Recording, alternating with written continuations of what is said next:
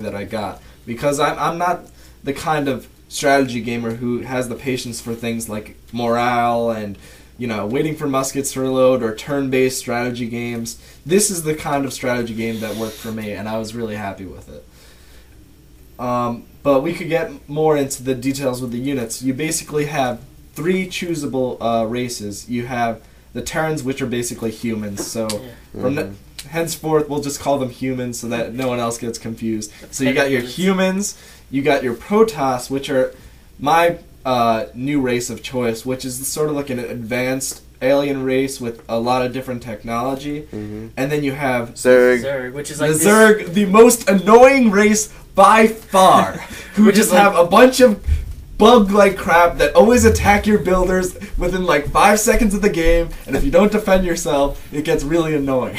Yeah, the Zerg are excellent at rushing, but they're like this weird, exotic, insectoid Where do you think the term Zerg rush comes from? Yeah. Exactly. One thing I have to appreciate, though, with the Zerg, I mean, I'm familiar with RTS games, and if you play as the humans, you'll pretty much get a good feel for it, you know, within a few minutes. And if you play as the Protoss, it'll take a little longer because they have a different setup. But the Zerg, they're just so bizarre. I mean, you're talking about building stuff with your larva that spawn from your main base, and none of your buildings actually spawn units except for your larva, and then you have...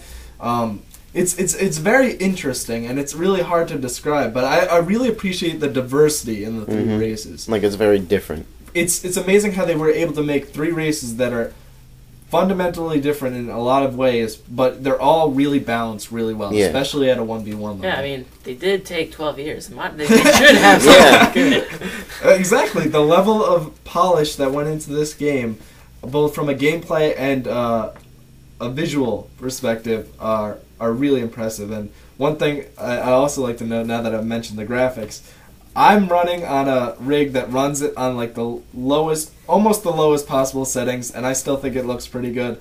But then I see these little videos that are like them in the higher specs, and I hear about Rand's here who's running them on Ultra, and I get a little bit jealous because it looks beautiful if you have the rig to run. Oh yeah, it does. Yeah, that's a good stable from Blizzard. You know, it's low spec for the low spec rigs, and then it's high spec. You know, if you got it, use it. Yeah, I mean, if you're gonna make a game that can sell millions, you gotta be able to have millions of people able to run it. And I think that's something Blizzard recognizes with this and, you know, World of Warcraft. If you don't have versatility.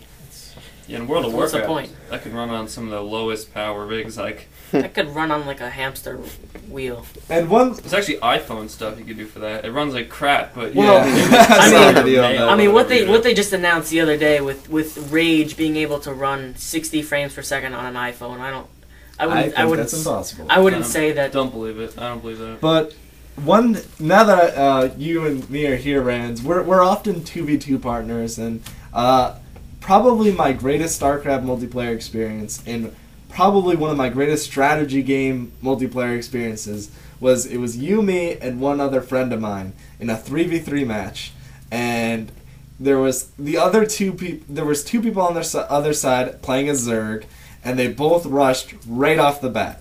And they went right for my friend, and then he was out of the game. And then in a really short time, they went to your base, and then they basically knocked you out of the game.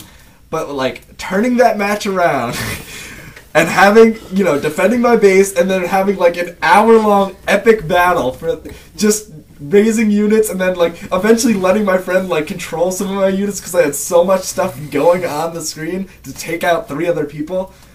Winning that match was like one of the most satisfying moments I've ever had in a game. I think I was just sitting there watching the entire battle just take place. I was just sitting there. Yeah, you know. So is it safe to say you went ape shit when you won? Oh yeah, I was absolutely nuts. And just like, you know, Bungie does with Halo and everything, they have a great system where every game you're playing, you can save the replay, and you can, you know, use that whole video. I did save it. It doesn't really take up that much space. People watch the entire game. A lot of people actually do commentaries that are pro level, but just like even for the shorter games and things like that, one thing I love from strategy games, and I really get it from StarCraft, is the feeling that if you're ever down from behind and you're able to turn around, the satisfaction of beating the other person is just It's just so great, and that was my greatest StarCraft. Yeah, I think I can feel that with any RTS. If you're down but you still kick ass. Yeah. I remember I was playing Lord of the Rings one time, and I only had a single builder. He destroyed everything else, but I hid in the corner of the map and I rebuilt everything, and then I killed them all.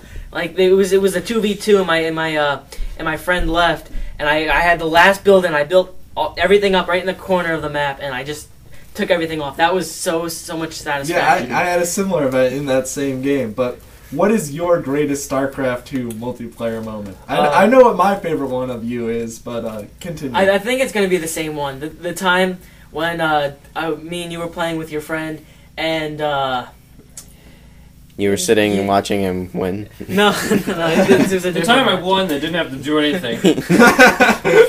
I'm that good. Yeah.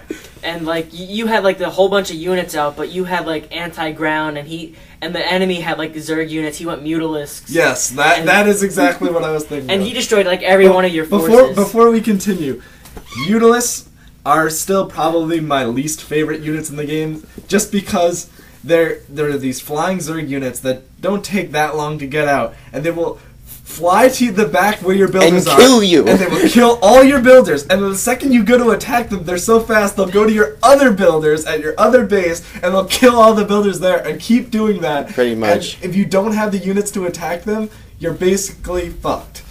However... I had a bunch of Thors out by then. Hasta la vista, Mutalisks. And I just wrecked the Mutalisk army. I was like, wait. Because the mini-map, there was just a big, like, red blob. And all of a sudden, they just disappeared. They covered this whole section of the screen. There was just, like, this swarms in the air. I'm like, oh, crap, we're all... big red dot passing by the map. And then, like, I remember not actually looking at the screen. And then, like, I remember looking back at our base and was like, wait, where are all the guys? And then you're like, oh, I killed them all. I was like, what? He's like, yeah, they're dead. What? Rants and they get back to work. So after that match, I've like basically said to myself, it's either gonna be all Vikings or all Thors. I mean, yeah. I mean, when that satisfaction of killing that. I mean, I wasn't even the one who did it, and I was like in my seat, like screaming and just like I was so happy. But that's really it. I mean, if you haven't gotten into StarCraft, it's definitely an accessible game to anyone who's played any RTS games before.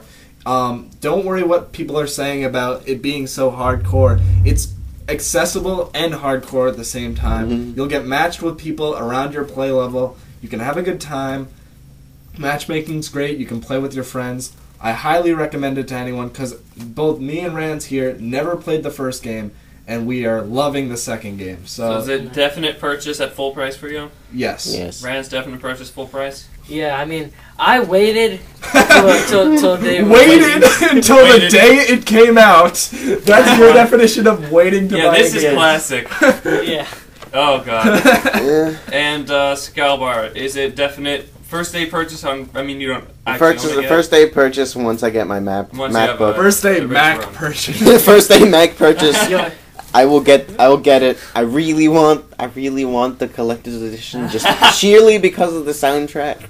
And I also got an extra copy of StarCraft 1. I am a little disappointed though that you're waiting it out. I know you don't have the computer to run it yet, but like Reach will be out by then.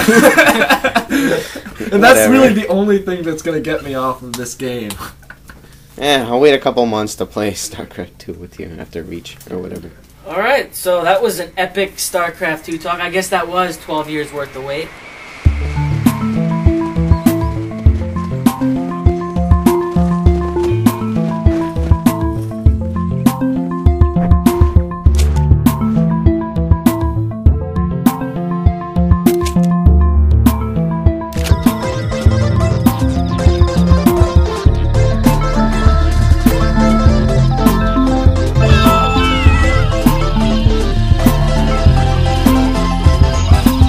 Very last topic, we have the NPDs for June. Only a couple months off, but yeah, it's good enough. Because July is retarded, so. Yeah.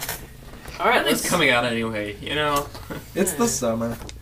Yeah. I mean, Starcraft 2 came out, so play it. There's not too much else. Yeah. That's what I think we can say that would be what July would look like. Just Starcraft 2. If they had PC sales on there, Starcraft would actually make the list.